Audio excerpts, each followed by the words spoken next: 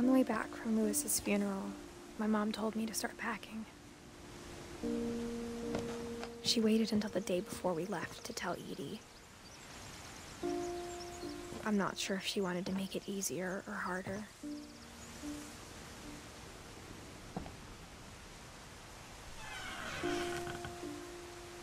I wish we'd stayed.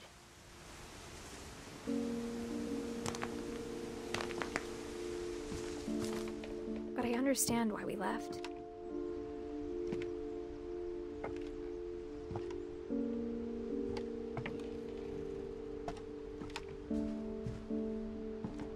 My mom ended up leaving everything behind.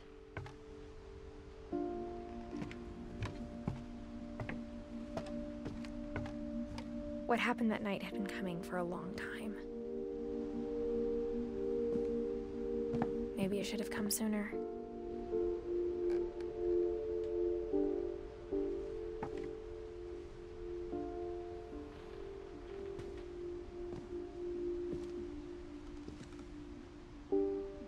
But it had to end one way or another. All that's left now is to tell you about that last night.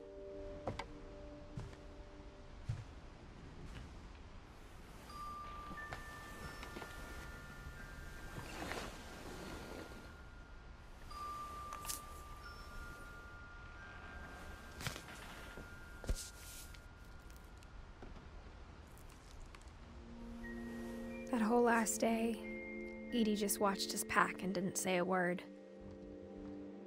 Until supper, when she raised her glass and said, "To our final night together, and all our final nights apart." Grandma, you know what I said about alcohol. Some of your medications are very Edith, specific. I left a present for you in the hallway. Why don't you go open it? The grown-ups have to argue now. I'm sorry, you're right. We're all leaving tomorrow. Let's just enjoy our last... I'm not leaving. Edith, you're excused.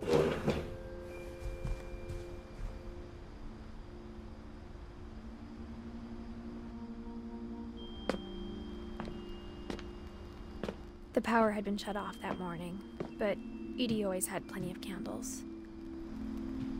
When my mom sealed the library, I don't think she knew about the other entrance. Or that Edie had a key to it.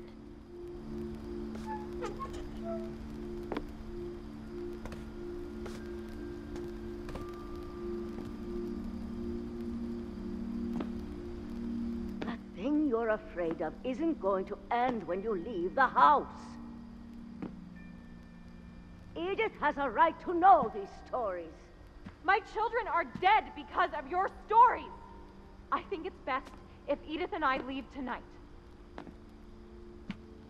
We'll have the nursing home send a van for you in the morning, okay?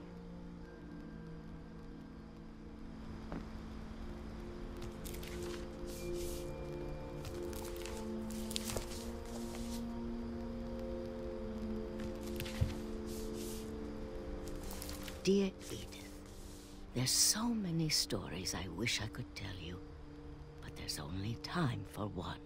This is about what happened on the night you were born.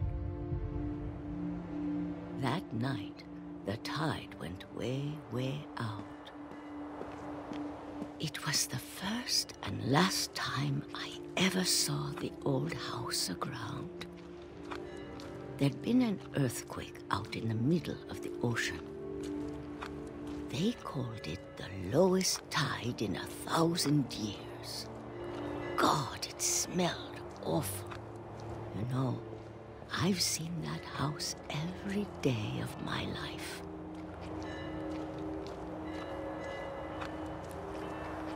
But I never thought I'd go back to it. When the fog rolled in, I lost my way.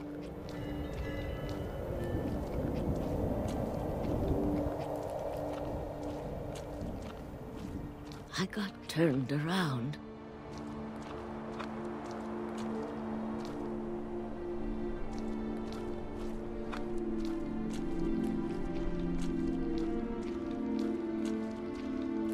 I started seeing things.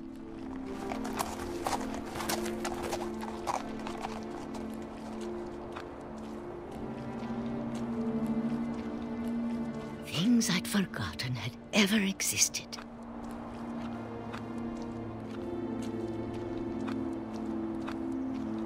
But when I saw them, they felt like old friends. That night, a lot of things came back to me. Or maybe I came back to them.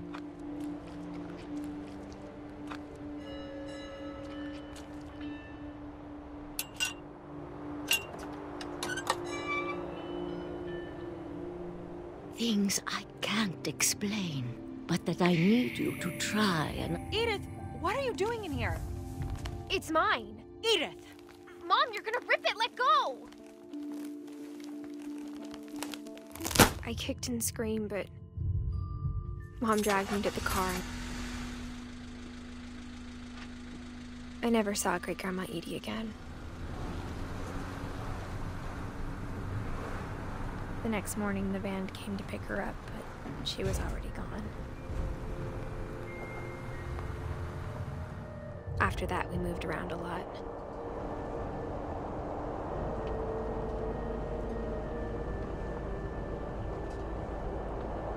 We both tried to make the best of it.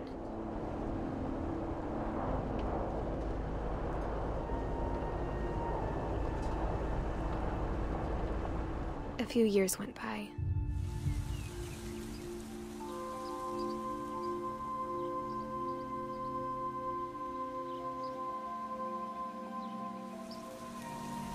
My mom didn't like to talk about it. But she started getting sick a lot. The rest happened pretty quickly.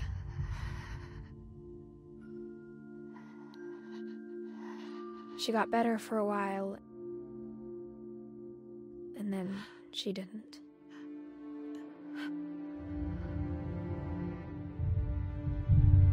And then I was alone.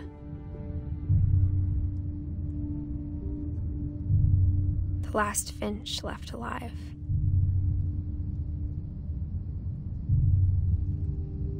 Until I found out about you.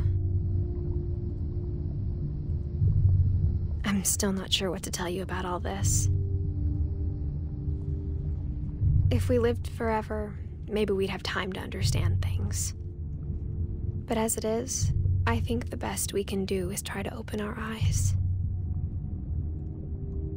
And appreciate how strange and brief all of this is. This journal was supposed to be for you.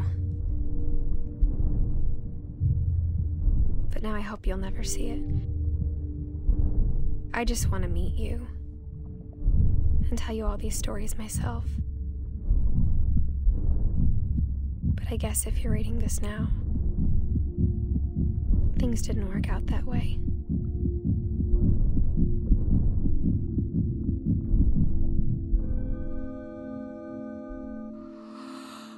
This is where your story begins. I'm sorry I won't be there to see it. It's a lot to ask, but I don't want you to be sad that I'm gone. I want you to be amazed that any of us ever had a chance to be here at all. Good luck.